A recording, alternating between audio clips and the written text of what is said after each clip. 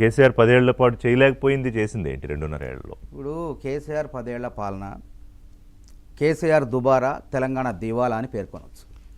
ఎందుకంటే కేసీఆర్ పరిపాలనలో మొత్తం ఎఫ్ఆర్బిఎం పరిధిలో వివిధ సంస్థల ద్వారా, కార్పొరేషన్ల ద్వారా తీసుకున్న అప్పు 7.5 లక్షల కోట్లు. అందులో ఇప్పుడు రేవంత్ రెడ్డి ప్రభుత్వం 30 నెలల్లో వారు వచ్చిన తర్వాత కేసీఆర్ ప్రభుత్వం చేసిన అప్పు కోసం తీసుకొచ్చిన అప్పు 3,40,000 కోట్లు అయితే 3,30,000 కోట్లు అసలు వడ్డీలకు చెల్లించాల్సి వచ్చింది. అంటే కాంగ్రెస్ పాత అప్పులు వడ్డీల చెల్లింపు పోగా కాంగ్రెస్ ప్రభుత్వం చేసిన అప్పు ఎంత అంటే 15,000 కోట్లే. దమ్ముంటారు, నేను చెప్పిన మాట కాదు, ఆర్థిక సర్వే గణాంకాలు. ఈ 2.5 నెలల కాలంలో 15,000 కోట్లే. ఇది కాంగ్రెస్ పార్టీ అంటే గత ప్రభుత్వం చేసిన అప్పులు వడ్డీలు చెల్లించడానికి పోగా కాంగ్రెస్ పార్టీ చేసిన అప్పు 15,000 కోట్లు. అంటే కాంగ్రెస్ ప్రభుత్వంలో ఆర్థికవేత్తలు, క్రమశిక్షణ గల నాయకులు ఉంటారు. ఇది గుర్తుపెట్టుకోండి. దేశం మొత్తం తెలుసు ఏ విధంగా దేశం కష్టంలో ఉన్నప్పుడు గట్టెంకించారు, ఇవన్నీ అందరికీ తెలుసు. కాబట్టి కేసీఆర్ పరిపాలన దుబారా మూలంగా ఎంత ఇబ్బంది అయింది. ఇలా కాళేశ్వరానికి కేవలం 44,000 కోట్ల పైచీలకు అప్పులు అసలు చెల్లించాల్సి వస్తుంది ఇంకా. కాబట్టి అనాలోచితంగా తన లాభం కోసం, తన కమిషన్ల కోసం, తన ఖజానా నిండటం కోసం ప్రభుత్వ ఖజానాన్ని ఎండబెట్టినరు, పండబెట్టినరు. ఇది వాస్తవం. కాబట్టి వాస్తవంగా నీళ్లలో మనం ఇప్పుడు గతంలో ఎంత వాడుకున్నామో బచావో ట్రిబ్యునల్ మనకి మొత్తం కలిపి గోదావరి జలాలు 967.34 టీఎంసీలు ఈ 3 టీఎంసీలు ఇచ్చింది. దాన్ని కూడా వాడుకోలేకపోతున్నాం మనం. అదేవిధంగా 299 టీఎంసీలకు తగ్గట్టు ప్రాజెక్టులు కూడా మనం నిర్మించుకోలేకపోయినాం ఈ 10 ఏళ్ల కేసీఆర్ నీళ్ల కోసం వచ్చిన కేసీఆర్ పరిపాలనలో. కాబట్టి రేవంత్ రెడ్డి గారి ఆలోచన ఏంటంటే ఈ ప్రాజెక్టులను ఎట్లా చేసైనా 2 సంవత్సరాలు పూర్తి చేయాలి. అంటే 2027 కల్లా రకంగా పూర్తి చేయాలి. ఎన్ని ఇబ్బందులు వచ్చినా పూర్తి చేయాల్సింది. ఇప్పటికే 22,000 కోట్లు ఖర్చు పెట్టారు. పాలమూరు రంగారెడ్డి మీదే 8,000 కోట్లు ఖర్చు పెట్టారు. కాబట్టి రేవంత్ రెడ్డి గారి ప్రభుత్వం ఆలోచన ఏంటంటే 967 టీఎంసీలు గోదావరిలోంచి మనకు వాటా అదనంగా ఇంకో 1000 టీఎంసీలు కావాలని డిమాండ్ చేస్తున్నారు. అంటే మొత్తం 2,400 టీఎంసీలు రావాలి మనకి.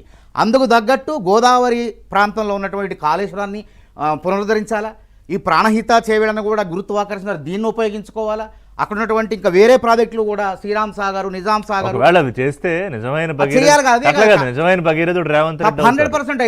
రేవంత్ రెడ్డి చరిత్రలో క్లెయిమ్ చేసుకునేవారు కదా.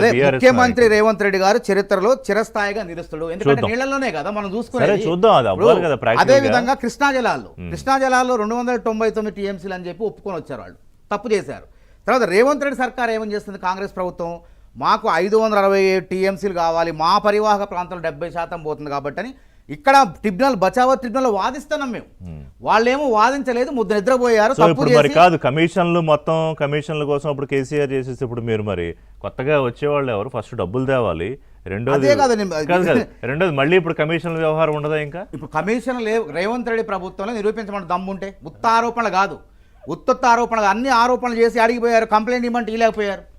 ఇలా మొన్న రెండు అసెంబ్లీలో నేను సిబిఐ విచారణ ఆదేశించడానికి సిద్ధంగా ఉన్నా, మేమేం తప్పులు చేసినామో మేము 30 నెలల్లో, మీరు 10 ఏళ్లలో ఏం తప్పులు చేశారో విచారణ జరుపుతారంటే గ్రానైట్లో ఇంత కుప్ప దొరికింది.